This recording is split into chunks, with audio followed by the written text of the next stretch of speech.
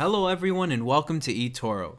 Today I'll discuss the stop loss and take profit orders, both of which close a position automatically when reaching a certain profit or loss price point.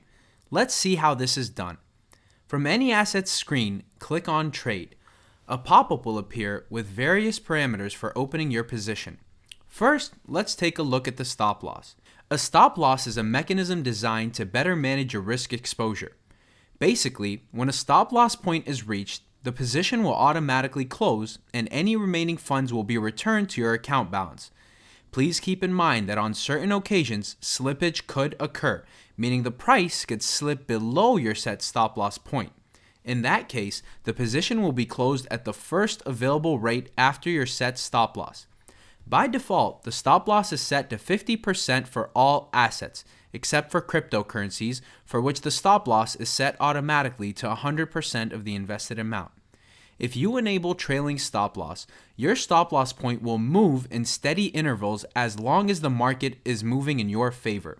If the trend reverses, the stop loss point will stop moving. This means that if you hold a buy position and the market had a long bull run and then changed directions, your position will be closed at a higher price than your original stop loss point. The take profit point is a setting that will automatically close your position when reaching a certain profit target. If the take profit point is reached, the position will be closed and the profits will be transferred into your account balance. In the event of a market spike in your favor in which the take profit rate is skipped, your position will be closed at the first available rate. That's it for now. You now know how to set up a stop loss order, a trailing stop loss, and a take profit order. Thank you for taking the time to watch this video. Happy trading!